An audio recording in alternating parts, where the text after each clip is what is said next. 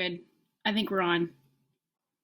It's always a bit of a hit and miss because I don't know how good the internet is going to be.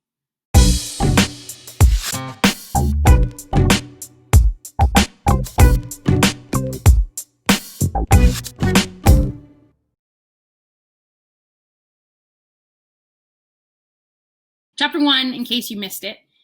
So we have the chapter was called, oh gosh, I can't even remember what it is. Oh yeah, the picture in the bedroom. So we have the characters Lucy, Edmund, and Eustace, and they were looking at this picture frame, and magic happened, and they fell through the magic frame, and they ended up in what we'll discover to be Narnia, and they have just met Prince Caspian, who is a character from a previous adventure, Prince Caspian, one of the other novels. And we just ended with them getting dry clothes and starting to get a lay of the land and the boat. So, chapter 2 is called On Board the Dawn Treader. And I'll try to show pictures this time. Judah, my nephew, asked that pictures be shown. So if there's any, I'll try to remember to stop and show them. There you are, Lucy, said Caspian. We were just waiting for you. This is my captain, the Lord Drinian. A dark-haired man went down on one knee and kissed her hand. The only others present were Reepicheep and Edmund. Where is Eustace? Asked Lucy. In bed, said Edmund, and I don't think we can do anything for him. It only makes him worse if you try to be nice to him. Meanwhile, said Caspian, we want to talk. By Jove, we do, said Edmund, and first about time. It's been about a year by our time, since we left you just before your coronation. How long has it been in Narnia? Exactly 3 years, said Caspian. All going well? Asked Edmund. You don't suppose I'd have left my kingdom and put to sea unless all was well, answered the king. It couldn't be better. There's no trouble at all now between the Telemarines, dwarves, talking beasts, fauns, and the rest. And we gave those troublesome giants on the frontier such a good beating last summer that they pay us tribute now. And I had an excellent person to leave as regent while I'm gone. Trumpkin, the dwarf, you remember him? Oh, dear Trumpkin, said Lucy, of course I do. You couldn't have made a better choice. Loyal as a badger, ma'am, and valiant as a mouse, said Drinian. He had been going to say as a lion, but he noticed Reepicheep's eyes fixed on him. And where are we headed for? Asked Edmund. Well, said Caspian, that's rather a long story. Perhaps you remember that when I was a child, my usurping Uncle Miraz got rid of 7 friends of my father's, who might have taken my part by sending them off to explore the unknown eastern seas beyond the Lone Islands. Yes, said Lucy, and none of them ever came back. Right. Well, on my coronation day, with Aslan's approval, I swore an oath that if once I established peace in Narnia, I would sail east myself for a year and a day to find my father's friends, or to learn of their deaths and avenge them if I could. These were their names: the Lord Revillion, the Lord Byrne, the Lord Argos, the Lord Mavramorn, the Lord Octesian, and Lord Restamar, and, there's the other one that's so hard to remember. The Lord Roop, sire, said Drinian. Roop, right, Roop, said Caspian. That is my main intention, but Reepicheep here has an even higher hope. Everyone's eyes turned to the mouse. As high as my spirit, it said, though perhaps as small as my stature. Why should we not come to the very eastern edge of the end of the world, and what might we find there? I expect to find Aslan's own country. It is always from the east, across the sea, that the great lion comes to us. I say, that is an idea, said Edmund in an odd voice. But do you think, said Lucy, Aslan's country would be the sort of country, the sort you could ever sail to? I do not know, madam, said Reepicheep, but there is this. When I was in my cradle, a wood woman, a dryad, spoke this verse over me.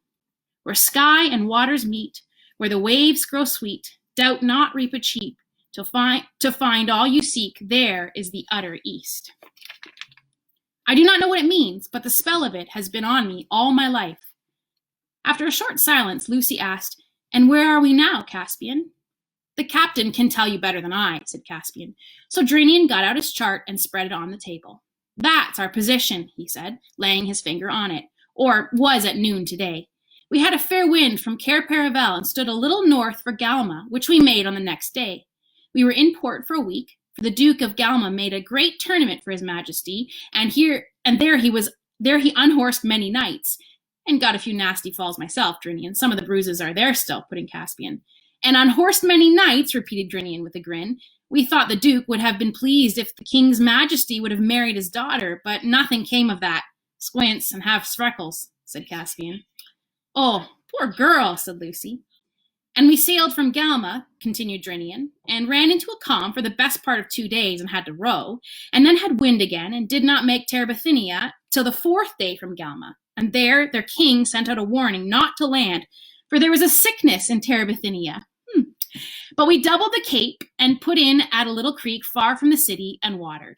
Then we had to lie off for 3 days before we got a southeast wind and stood out for 7 isles. The 3rd day out, a pirate, Terabithinian by a rig, overhauled us. But when she saw us well armed, she stood off after some shooting of arrows on either part. And we ought to have given her chase and boarded her and hanged every mother's son of them, said Reap-Cheap.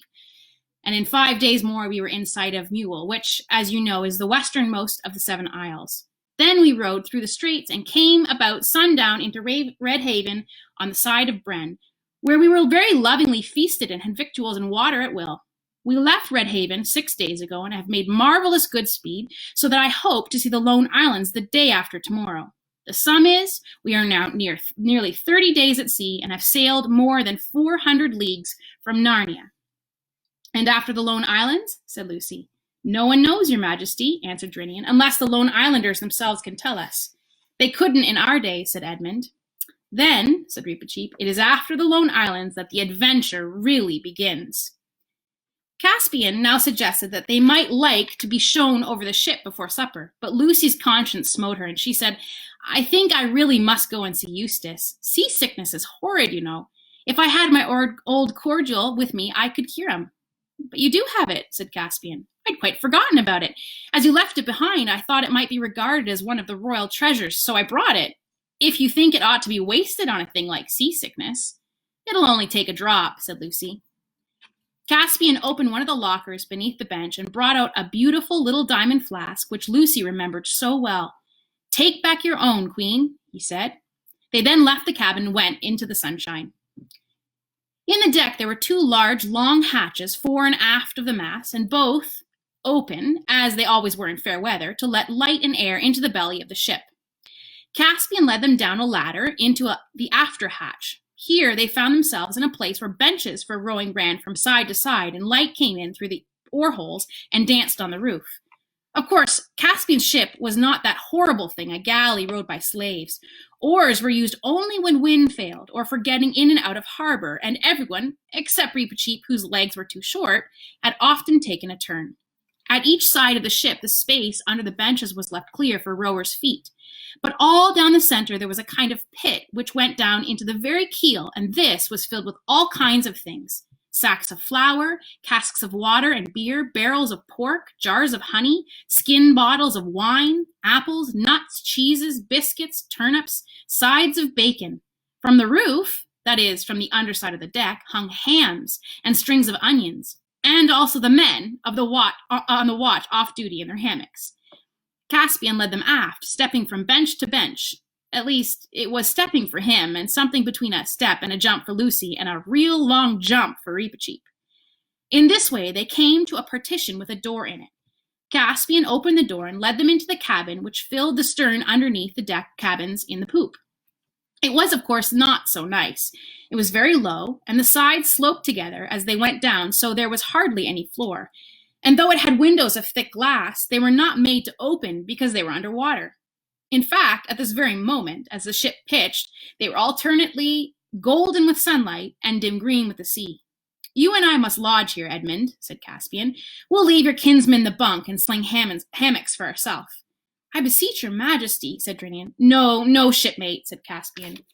We have argued all that out already. You and Rince was the mate, are sailing the ship, and will have cares and labors many a night when we are singing catches or telling stories, so you and he must have the port cabin above. King Edmund and I can lie very snug here below. And how is the stranger? I'm going to pause, because there's a picture.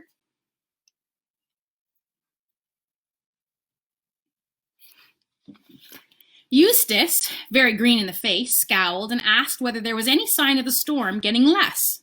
But Caspian said, What storm? And Drinian burst out laughing. "Storm, young master," he roared. "This is as fair weather as a man could ask for." "Who's that?" said Eustace irritably. "Send him away. His voice goes through my head." "I brought you something that will make you feel better, Eustace," said Lucy. "Oh, go away and leave me alone," growled Eustace. But he took a drop from her flask, and though he said it was beastly stuff, the smell in the cabin when she opened it was delicious, it was certain that his face came the right color a few moments after he had swallowed it, and he must have felt better because, instead of wailing about the storm in his head, he began demanding to be put ashore and said that at the first port he would lodge a disposition against them all with the British consul. But when Reepicheep asked what a disposition was and how you lodge it, Reepicheep thought it was some new way of arranging a single combat. Eustace could only reply, "Fancy not knowing that." In the end, they succeeded in convincing Eustace that they were already sailing as fast as they could toward the nearest land they knew, and that they had no more power of sending him back to Cambridge, which was where Uncle Harold lived, than sending him to the moon. After that, he sulkily agreed to put on fresh clothes, which had been put out for him, and come on deck. Caspian now showed them over the ship, though indeed they had seen most of it already. They went up on the forecastle and saw the lookout man standing on a little shelf inside the gilded dragon's neck and peering through its open mouth. Inside the forecastle was the galley, the ship's kitchen, and quarters for such people as the boatswain, the carpenter, the cook, and the master archer. If you think it odd to have the galley in the bows and imagine the smoke from its chimney streaming back over the ship, that is because you are thinking of steamships where there is always a headwind. On a sailing ship, the wind is coming from behind, and anything smelly is put as far forward as possible. They were taken up to the fighting top, and at first it was rather alarming to rock to and fro there and see the deck looking small and far away beneath. You realized that if you fell, there was no particular reason why you should fall on board rather than in the sea. Then they were taken to the poop, where Rince was on duty with another man at the great tiller, and behind that the dragon's tail rose up, covered with gilding, and round inside it ran a little bench. The name of the ship was Dawn Treader. She was only a little bit of a thing compared to one of our ships, or even with the cogs, dromons, carracks, and galleons which Narnian had owned when Lucy and Edmund had reigned there under Peter as the High King, for nearly all navigation had died out in the reigns of Caspian's ancestors. When his uncle Miraz the usurper had sent the seven lords to sea, they had had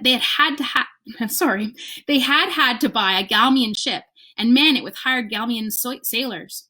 But now Caspian had begun to teach the Narnians to be seafaring folk once more, and the Dawn Treader was the finest ship he had built yet.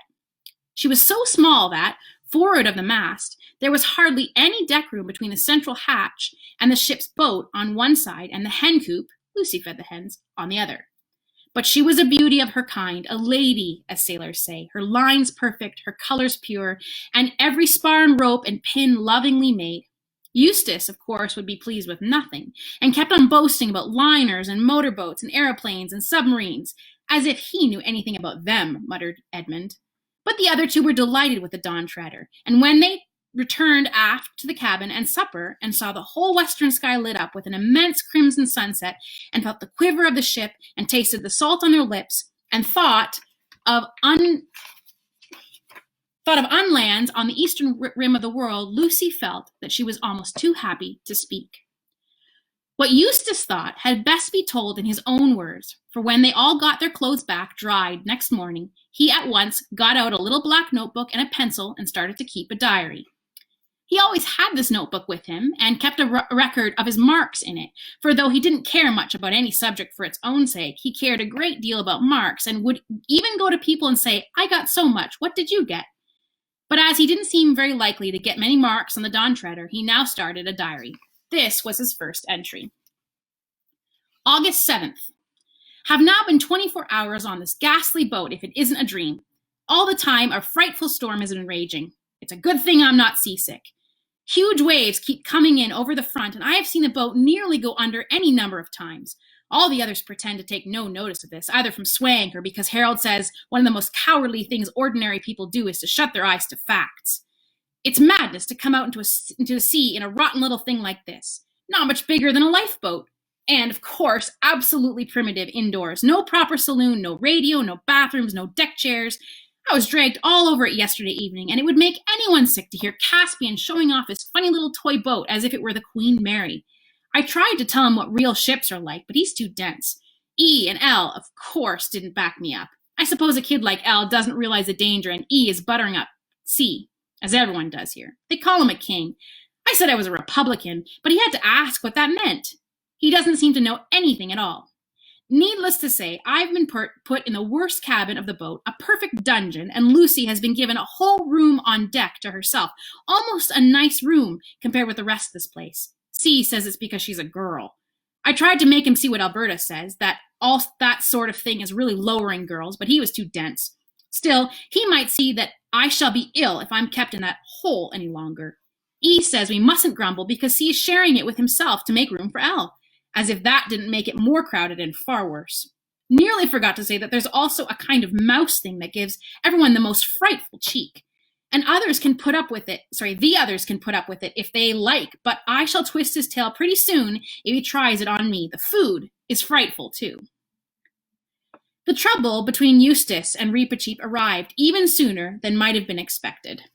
Before dinner next day, when the others were sitting round the table waiting, being at sea gives one a magnificent appetite, Eustace came rushing in, wringing his hand and shouting out, "That little brute has half killed me. I insist on it being kept under control. I could bring an action against you, Caspian. I could order you to have it destroyed."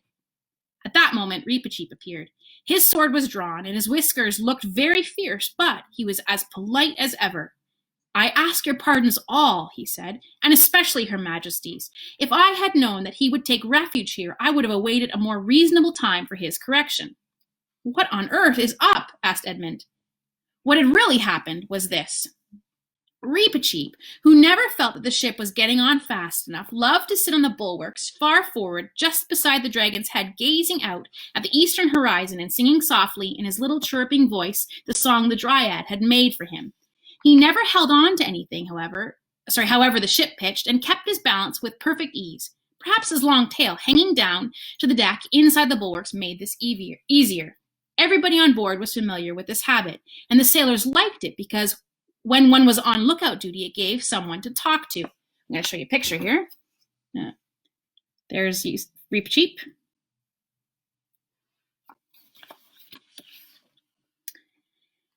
Why exactly Eustace had slipped and reeled and stumbled all the way forward to the forecastle, he had not got his sea legs, I never heard. Perhaps he hoped he would see land, or perhaps he wanted to hang about the galley and scrounge something. Anyway, as soon as he saw that long tail hanging down, and perhaps it was rather tempting, he thought it would have been delightful to catch hold of it, swing Reepicheep round by it once or twice upside down, and then run away and laugh. At first, the plan seemed to work beautifully. The mouse was not much heavier than a very large cat. Eustace had him off the rail in a trice, and very silly he looked, thought Eustace, with his little limbs all splayed out and his mouth open. You want a picture?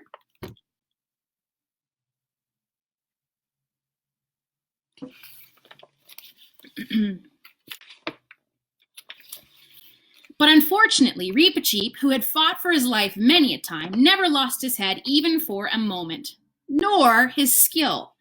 It is not very easy to draw one's sword when one is swinging round in the air by one's tail, but he did.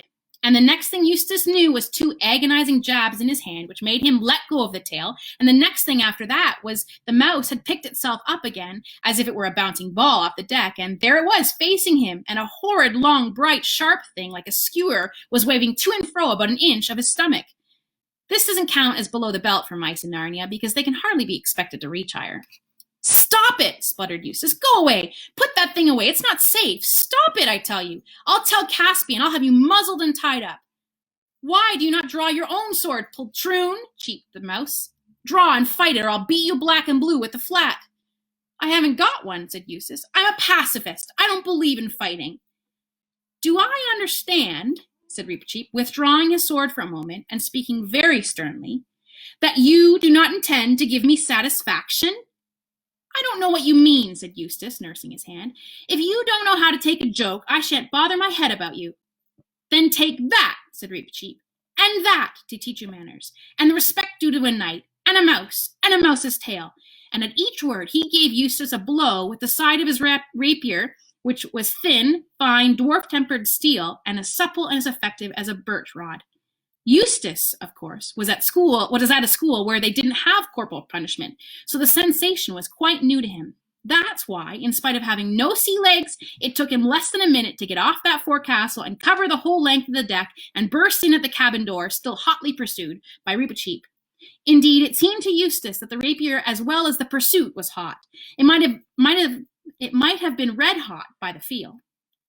There was not much difficulty in settling the matter once Eustace realized that everyone took the idea of a duel seriously and heard Caspian offering to lend him a sword and Drini and Edmund discussing whether he ought to be handicapped in some way to make up for his being so much bigger than Reepicheep. He apologized sulkily and went off with Lucy to have his hand bathed and bandaged, and then went to his bunk. He was careful to lay on his side. And that is the end of chapter 2.